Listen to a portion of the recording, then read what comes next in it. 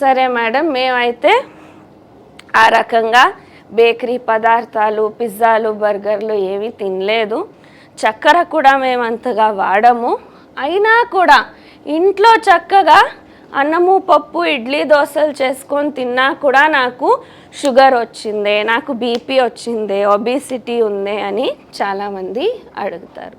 Correct, your question is valid because ఈ పదార్థాలు వాడకుండా ఉన్న మొత్తం ప్రపంచం ఆహారము అంటే ఇప్పుడు ఈక్వేట్ చేసిన పదార్థాలేవి?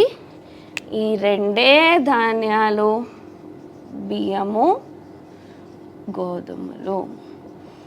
ఈ రెండు పదార్థాలు కూడా మన దేహానికి సైంటిఫికలీ స్పీకింగ్ సరి అయిన ఆహారము కాదు. దానివల్లనే ఈ పదార్థాలని మీరు ఏ రూపంలో అయినా సరే, ఇండియాలో అయితే సౌత్ ఇండియాలో ఇడ్లీ, దోశ, పులిహోరగా తింటాము. నార్త్ ఇండియాలో అయితే అదే పరాటా, చపాతీగా తింటారు. చైనాకి వెళ్తే దానినే నూడిల్స్ చేసుకుంటారు. యూరోప్, అమెరికాకి వెళ్తే దాన్నే బ్రెడ్గా వాడతారు. బట్ వాడుతున్న పదార్థాలు అయితే ఈ రెండే మొత్తం ప్రపంచం అంతా. సో ఈ రెండు పదార్థాలే సరి అయిన ఆహారం కాని దానివల్ల అందరికీ రోగాలు వస్తున్నాయి. సో ఎలా చెప్తారు ఈ రెండు పదార్థాలు మంచివి కాదు అని? ఎందుకు ఇవి మనకు సరి అయిన ఆహారం కాదు అంటే, దీంట్లో పీచు పదార్థం, ఫైబర్ అనేది చాలా చాలా తక్కువగా ఉంది. పీచు పదార్థం లేని కారణం ఏమవుతుంది? ఈ రెండు ధాన్యాలని తిన్నప్పుడు కూడా సడన్గా రక్తంలో గ్లూకోజ్ అనేది పెరిగిపోతుంది. అందుకే అవి మంచిది కావు. So let us try to understand a little better. ఏమవుతుంది దేహంలో? ఇప్పుడు మీరు చక్కెర తిన్నారు, రైస్ తిన్నారు, గోధుమలు, చపాతీలు తిన్నారు, సడన్గా రక్తంలో గ్లూకోజ్ పెరుగుతుంది అని నేను చెప్తున్నాను. సో దానివల్ల జరిగే అనాహుతాలు ఏంటి దేహంలో, దానివల్ల ఏమి ఇబ్బందులు అవుతాయి అనేది let us try to understand. So మీ రక్తంలో ఎక్కువైన గ్లూకోజ్ అవసరం ఉన్న పదార్థం రక్తంలో ఉండాలి. అది లేకుండా ఉంటే ఎనర్జీ ఉండదు. కానీ అదే గ్లూకోజ్ ఎక్కువ అయినప్పుడు మీ బాడీ ఏమవుతుంది?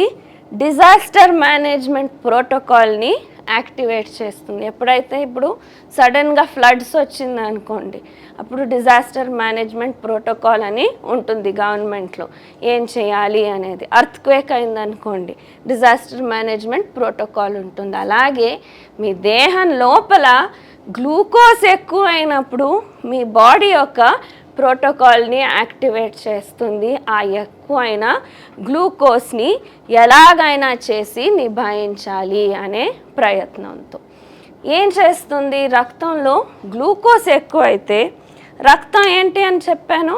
It is a circulatory fluid. అంటే దాని పనే మొత్తం దేహంలో బాగా ఈజీగా ఫ్లో అవుతుండేదే పని. నీళ్ళగా ఉంటే ఈజీగా ఫ్లో అవుతుంది మీ రక్తం. కానీ మేము ఎలా తయారు చేసాము?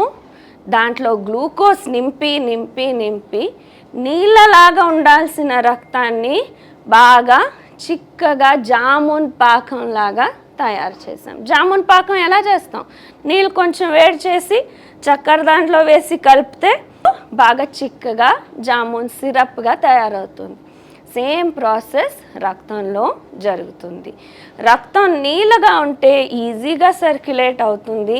అది మా దేహంది ఉద్దేశం. కానీ దాన్ని గ్లూకోజ్ కలిపి కలిపి కలిపి బాగా చిక్కగా తయారు చేసినప్పుడు రక్తం ఈజీగా ఫ్లో కాదు.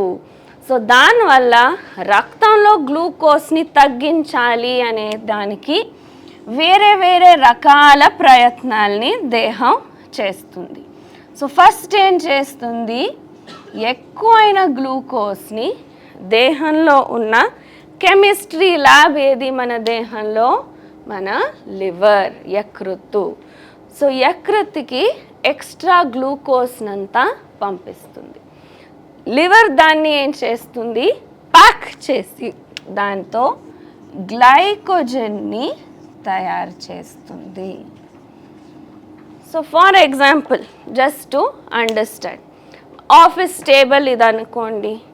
ఆఫీస్ టేబుల్ పైన ఇలా ఒక 100 పేపర్స్ చల్లాపిల్లిగా పడ్డాయంటే నేను రేపు వచ్చి కూర్చున్నప్పుడు పని చేసేదానికి వీలు కాదు. సో ఏం చేస్తాను, ఈ 100 పేపర్స్నన్నీ కలెక్ట్ చేసి ఒక ఫైల్లో వేసి ఇక్కడ పెడతాను. అదే మీ రక్తంలో ఎక్కువైన గ్లూకోజు పారాడుతుంటే రక్తంలో బ్లడ్ సర్క్యులేట్ కాదు అనే కారణానికి దాన్ని అంతా లివర్కి పంపించి ఒక ఫైల్ లాగా చేసి కాంపాక్ట్ చేసి గ్లైకోజన్ అనే పదార్థాన్ని తయారు చేస్తుంది మీ లివర్. సో నెక్స్ట్ ఏమవుతుంది, అలాగే కొన్ని నెలల తర్వాత టేబుల్ పైన 20-30 ఫైల్లే ఉన్నాయి. సో అక్కడికి స్టాప్ చేయట్లేదు, మనకు తెలియకుండానే ఎక్కువైన గ్లూకోజ్ గ్లైకోజన్గా మారి లివర్ లోపల స్టోర్ అవుతుంది. మనకి ఇంకా తెలియకుండానే ఎక్కువ చక్కెర తీసుకుంటూనే ఉన్నాము, బియ్యము గోధుమల్ని తింటూనే ఉన్నాము. సో గ్లైకోజన్ కూడా ఎక్కువ అయిపోయి దాన్ని నిభాయించేదానికి గ్లైకోజన్ని ఇంకా ప్యాక్ చేసి ఫ్యాట్ అనే పదార్థానికి మారుస్తుంది. సో టేబుల్ పైన ఉన్న అన్ని ఫైల్స్ని కలెక్ట్ చేసి ఒక బాక్స్లో వేసి పెట్టాము ఇప్పుడు. సో గ్లైకోజన్ ఎక్స్ట్రా ఉన్నది ఫ్యాట్గా కన్వర్ట్ అయింది. ఆ బాక్స్ని ఇప్పుడు మీరు 2 పనులు చేయొచ్చు. అక్కడే టేబుల్ పైనే ఉంచుకోవచ్చు. ఈ ఫ్యాటు లివర్లోనే స్టోర్ అయితే దాన్ని ఫ్యాటీ లివర్ అనే రోగం అని పిలుస్తాం. ఎప్పుడైనా స్కానింగ్ చేసినప్పుడు మీరు అబ్డామెన్ స్కాన్లో చదివి ఉండొచ్చు, ఫ్యాటీ లివర్ గ్రేడ్ 2, గ్రేడ్ 3 అని రాసింటారు. ఏమర్థము, మీ రక్తంలో ఉన్న ఎక్కువైన గ్లూకోజ్ని మీ లివర్ గ్లైకోజన్గా మార్చింది, గ్లైకోజన్ని ఫ్యాట్గా మార్చి ఆ ఫ్యాట్ని లివర్ సెల్స్ లోపలే స్టోర్ చేస్తుంది. అప్పుడేమవుతుంది, లివర్ ఫంక్షనింగ్ తగ్గుతూ వస్తుంది. లివర్లో ఫ్యాట్ నింపుకున్నామంటే ఆ లివర్ సెల్స్ చేయాల్సిన పని సరిగ్గా చేయలేకపోతాయి. డైజెషన్ స్లో అనిపిస్తుంది, కొంచెం తిన్నా పొట్ట బరువుగా అనిపిస్తుంది, డైజెషన్ ఈజీగా లేదు అని అనిపిస్తుంది.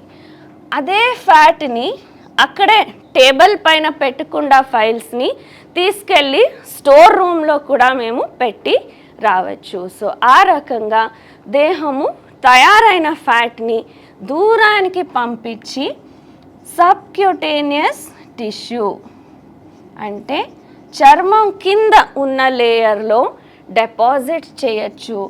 అప్పుడు దాన్ని ఏమని పిలుస్తాము, ఒబేసిటీ అనే రోగం పేరుతో పిలుస్తాము. 40% పాపులేషన్కి ఈ ఒబేసిటీ అనే రోగం ఉంది.